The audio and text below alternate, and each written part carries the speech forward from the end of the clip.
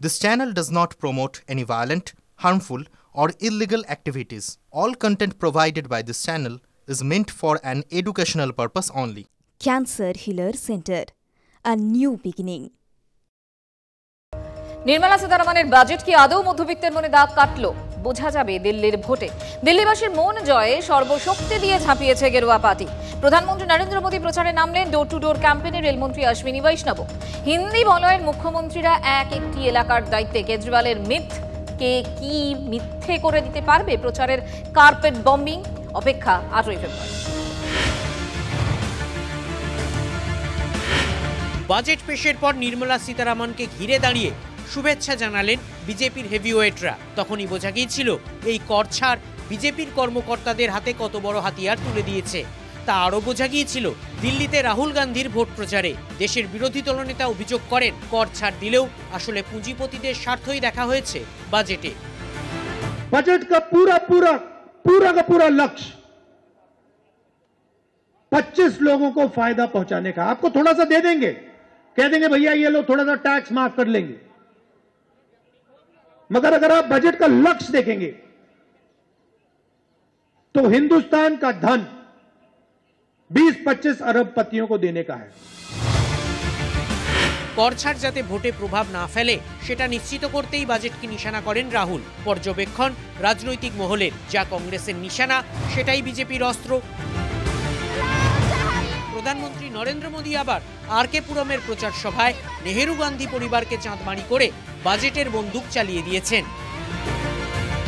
अगर नेहरू जी के जमाने में आप 12 लाख रुपए कमाते होते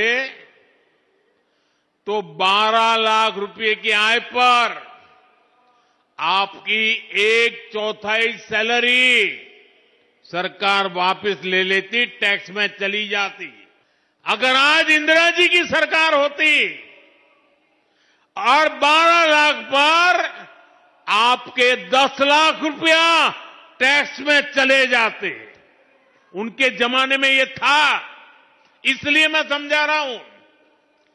10-12 साल पहले तक कांग्रेस की सरकार में अगर आप 12 लाख कमाते तो आपको 2,60,000 रुपया टैक्स में वापस देना पड़ता। अब भाजपा सरकार के कल के बजट के बाद साल में 12 लाख रुपया कमाने वाले को 1 रुपया भी टैक्स का देना नहीं पड़ेगा। দিল্লির চাকুরিজীবীদের অধিকাংশ বছরে 12 লক্ষের নিচে আয় করেন। আবার সেই মধ্যবিত্ত সমাজই অরবিন্দ কেজরিওয়ালের একচেটিয়া ভোটার। বিজেপি কি কেজরিওয়ালের ভোট ব্যাংক ভাঙতে পারল? সেটা তো ভোটের ফলাফলের দিন জানা যাবে। তবে আম আদমি পার্টি কর ছাড়কে ভাঁওতা বলে প্রচার করা শুরু করে দিয়েছে। ये सिर्फ अनाउंसमेंट की गई है ताकि दिल्ली के चुनाव को प्रभावित किया जा सके। बाद में जो इनकम टैक्स कानून आने वाला है उसमें ये जितनी भी बड़ी बड़ी बातें कही गई हैं उसके ऊपर राइडर लगा दिए जाएंगे, जिससे आम आदमी को कुछ नहीं मिलेगा। और उसका कारण क्या है? सरकार का डेफिसिट, नुकसान बढ़ रहा है, जीडीपी की प्रोडक्शन घट रही है। ऐसे में ये संभव ही नहीं है कि केंद्र सरकार इनकम टैक्स की राहत किसी को दे। আপের সংগঠন দিল্লিতে কতটা মজবুত তা জানে বিজেপিও। তাই প্রতি কানে কর ছাড়ের খবর পৌঁছে দিতে পূর্ণ শক্তি দিয়ে ঝাঁপিয়েছে কেন্দ্রের শাসক দল। স্বয়ং রেলমন্ত্রী ঘরে ঘরে গিয়ে প্রচার করছেন, জানিয়ে আবার টিপ্পणी কেটেছেন অরবিন্দ কেজরিওয়াল।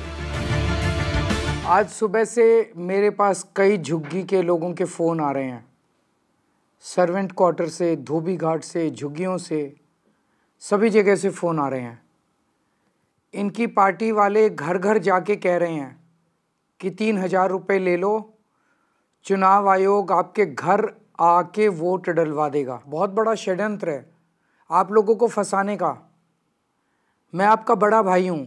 माननीय केजरीवाल जी ने केवल जनता के साथ धोखाधड़ी नहीं करी है बल्कि अपने साथियों के साथ भी करी है, और इसीलिए आप देख रहे हैं कि एक एक विधायक उनका डिसल्यूशन होकर उनकी नीतियों से, उनकी कार्यशैली से उनकी पार्टी को छोड़ के जा रहा है। पर एक बात स्पष्ट है कि प्रधानमंत्री जी को खुद को उतरना पड़ रहा है दिल्ली में उससे ये बता रहा है कि भारतीय जनता पार्टी की जो हालत है, जो दिखाने की कर रहे हैं कि हम जीतेंगे, वो वहां पे कहीं भी उसके करीब नहीं है।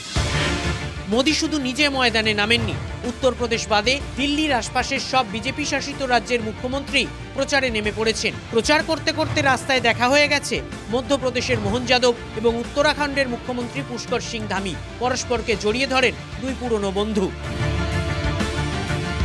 Bureau report, TV9 Bangla. বেশ ধুমধাম করে সরস্বতী পুজো হচ্ছে বাংলা জুড়ে। মৃন্ময়ীর আরাধনা আর তার মধ্যেই চিন্ময়ীর নির্যাতন। এবার জয়নগরে 28 বছরের তরুণীকে মাঠে টেনে নিয়ে ধর্ষণের পর খুনের চেষ্টার অভিযোগ উঠল। আর এই জয়নগরেই এক নাবালিকা খুন ধর্ষণের অপরাধে আসামির ফাঁসির সাজাও শুনিয়েছে আদালত। তারপরও কোনো বদল নেই।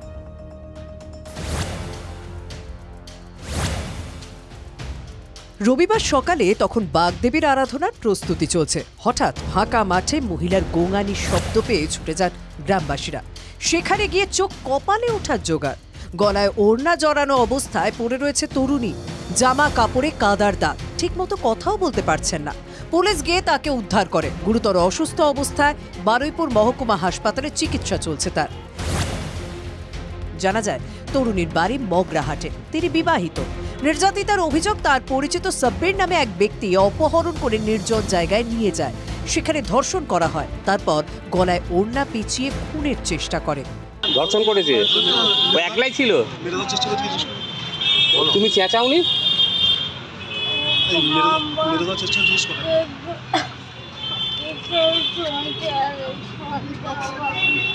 তোমাকে কি ধর্ষণ করার পর মেরে দেওয়ার চেষ্টা করেছিল?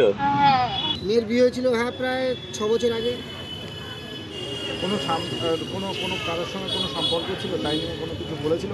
ওই টোটালি ওই ফোন টোন করতো, ওই নিয়ে জামাইয়ের সঙ্গে একটু অশান্তি হতো। আসতে জিজ্ঞেস করলো যে তোমার মেয়ে বিয়ে বাড়িতে যাওয়ার নাম করে কোথায় চলে গেছে, খুঁজে পায়নি। এটা কারা বললো? ও শ্বশুরি লোকেরা, শাশুড়ি আর আমার জামাই। গত বছর 4 অক্টোবর জয়নগরে 4র্থ শ্রেণীর ছাত্রীকে ধর্ষণ করে খুন করা হয়। অভিযুক্তের শাস্তির দাবিতে তুলকালাম কাণ্ড বেঁধেছিল এলাকায়। গত 6 ডিসেম্বর ঘটনার 63 দিনের মাথায় ফাঁসির সাজা শোনায় বারুইপুর আদালত। তারপরও কি বিন্দু মাত্র লজ্জা নেই? 4 মাস কাটতে না কাটতেই ফের ধর্ষণের অভিযোগ, আবার সেই জয়নগরে।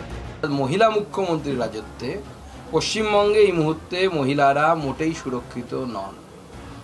পশ্চিমবঙ্গে মহিলাদের কোনো সুরক্ষা বলে কিছু নেই এবং মহিলাদের সুরক্ষা দিতে সম্পূর্ণরূপে এই সরকার ব্যর্থ হয়েছে। নির্যাতিতার সঙ্গে অভিযুক্তের কতদিনের আলাপ, কিভাবে পরিচয়, সব দিক খতিয়ে দেখছে পুলিশ। জিজ্ঞাসাবাদ করা হচ্ছে পরিবার ও এলাকার লোকজনকেও। জয়নগর থেকে অভিজ্ঞান নস্করের রিপোর্ট, TV9 বাংলা। জয়নগরে গৃহবধূকে ধর্ষণ করে খুনের চেষ্টার অভিযোগে গ্রেফতার অভিযুক্ত ধৃত সাবির শেখ গৃহবধূর প্রেমিক, এমনটাই পুলিশ সূত্রে খবর। আর কি জানতে পারছি আমরা? অভিজ্ঞান নস্কর আমাদের সঙ্গে রয়েছেন, আমাদের প্রতিনিধি। অভিজ্ঞান, তোমাকে জানিয়ে রাখি যে গতকালের ঘটনার পরপরই কিন্তু সাবির শেখের নামটি নির্যাতিতা আমাদেরকে জানিয়েছিল এবং তারপর থেকেই পুলিশও সাবির শেখের খোঁজে তল্লাশি চালাচ্ছিল এবং শেষমেশ জয়নগর থানার পুলিশ সাফল্যের মুখ দেখেছে। অর্থাৎ এই যে সাবির শেখ, যার বিরুদ্ধে নির্যাতিতা গৃহবধূ ধর্ষণ এবং খুনের চেষ্টার অভিযোগ এনেছিল, তাকে গ্রেপ্তার করতে সমর্থ হয়েছে। ধৃতকে আজকের বারুইপুর মহকুমা আদালতে তোলা হবে। পুলিশই নিজেদের হেফাজতে নিয়ে তদন্তের অগ্রগতি করা ঘটাতে চায়। অর্থাৎ এই সাবির শেখের সঙ্গে এই মহিলার কতদিনের সম্পর্ক, কেনই বা মগরাহাট থেকে জয়নগরের একটা নির্জন সবজি বাগানে নিয়ে এসে তাকে ধর্ষণ এবং খুনের চেষ্টা চালালো। ফলে এই নজর রাখো অভিজ্ঞান। আপাতত ধন্যবাদ। Cancer Healer Center, a new beginning.